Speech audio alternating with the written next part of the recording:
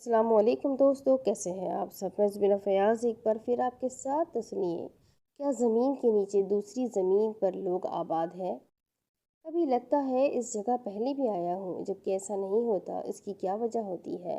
عراق کے ایک صحرا کی بے جہاں صحرا میں زمین کی گہرائی کے اندر جنگل دریافت ہوا، اور دوسرا چائنا جہاں زمین سے 179 میٹر گہرائی میں ایک جنگل دریافت ہوا ہے۔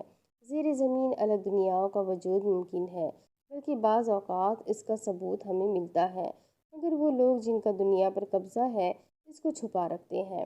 مثلاً دو سبز رنگ کے بہن بھائیوں کا قصہ مشہور ہے۔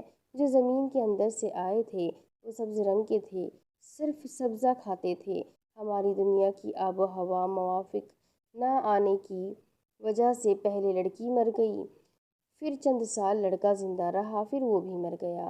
اور یہ بھی کہا جاتا ہے کہ ہٹلر زیر زمین دنیا کی کھوج میں فوجیں بھگاتا رہتا تھا، جس میں اسے کچھ حد تک کامیابی بھی ملی تھی۔ مزے کی بات یہ ہے کہ حدیث پاک میں بھی اس طرف اشارہ ملتا ہے کہ اللہ رب العزت کی کچھ مخلوقات ایسی جگہ آباد ہے جہاں پر سورج کی روشنی نہیں پہنچ پاتی۔ 7 زمینیں حقیقت میں ہے۔ خریدہ العجائب میں ابن الوردی نے اس کا ذکر کیا ہے۔ اب یہ بھی ممکن ہے کہ ہر زمین دوسری سے لاکھوں کلومیٹر کی دوری پر ہے، اور یہ بھی ممکن ہے کہ بالکل اوپر نیچے ہو، اور ہماری زمین سب سے اوپر ہے کیونکہ سب سے افضل و اشرف ہے۔ اس کے نیچے زمینوں پر دوسری مخلوقات ہوں۔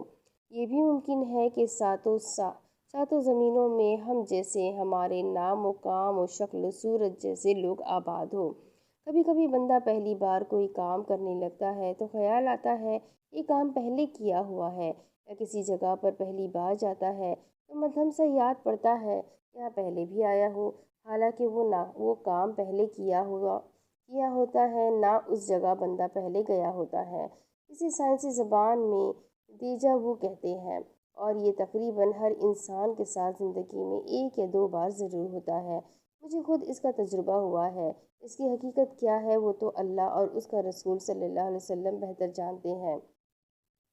ہماری ناقص رائے میں ممکن ہے کسی اور زمین پر ہماری شکل و صورت و نام والا بندہ وہ کام پہلے کر چکا ہو۔ اس کا ہماری ذات سے کچھ نہ کچھ تعلق ہوتا ہے، جس کی بنا پر ہمیں محسوس ہوتا ہے کہ ہم یہ کر چکے ہیں، جبکہ ہم نہیں، وہ دوسرا بندہ کر چکا ہوتا ہے۔ اس کی دلیل وہ حدیث پاک ہے جو مستدرک حاکم ہے۔ شیخ ارزین فی کل ارض نبیکم وآدم کآدم ونوح كالنوح وإبراہیم كإبراہیم وعیسیٰ كعیسیٰ۔ 7 زمینیں ہیں، ہر زمین میں تمہارے نبی جیسا ایک نبی ہے، تمہارے آدم جیسا ایک آدم ہے، تمہارے نوح جیسا ایک نوح ہے، تمہارے ابراہیم جیسا ایک ابراہیم ہے، تمہارے موسیٰ جیسا ایک موسیٰ علی النبی علیہ الصلاۃ والسلام۔ ممکن جس طرح ہماری زمین کے انبیاء کرام علیہ السلام کے ہم نام وہاں ہیں، اسی طرح وہاں ہماری امت کے ہم نام بھی ہوں گے۔ اب ایک اشکال کا حل باقی رہ گیا کہ اس حدیث سے ختم نبوت پر حرف آتا ہے تو اس کی تعویل وہی جس کا اشارہ اوپر میں نے کر دیا ہے۔ ان زمینوں کا وقت ہماری زمین سے پہلے کا ہے، یعنی وہاں کام پہلے ہوتے ہیں، بعد میں یہاں رونما ہوتے ہیں۔ تو جو ان کے آدم ہے وہ ہمارے آدم سے پہلے گزرے، ان کے عیسیٰ ہمارے عیسیٰ سے پہلے گزرے، ان کے آخری نبی ہمارے نبی سے پہلے گزرے۔ اس لیے ہمارے آقا و مولا علیہ الاطلاق خاتم النبیین ہے، زمانے کے لحاظ سے بھی اور مرتبے کے لحاظ سے بھی خاتم النبیین ہے۔ ہر لحاظ سے خاتم النبیین ہے، کیونکہ رحمت العالمین ہے، کیونکہ سید المرسلین ہے، کیونکہ سید العالمین ہے۔ دوسرا حل یہ ہے کہ وہ اس مخصوص علاقے یا زمین کے لحاظ سے خاتم النبیین ہے، جبکہ ہمارے مولا و ملجا تمام مخلوقات کے لحاظ سے خاتم النبیین ہے، یہ بھی اس لحاظ سے کہ ان کا وقت ہم سے پہلے کا ہے۔ واللہ عالم و رسولہ۔ الغرض دنیا عجائبات کا مجموعہ ہے۔ امید کرتی ہوں یہ سن کر آپ کو بھی کافی حد تک شاید تجسس ہوا ہوگا، جیسے مجھے ہو رہا ہے کہ آخر اور بھی جو 7 زمینیں ہیں ان زمینوں پر کیا ہے، کیسا ہے اور کیوں ہے۔ لیکن ان سب کے سوالوں کا جواب تو بس اللہ اور اس کے رسول ہی جانتے ہیں۔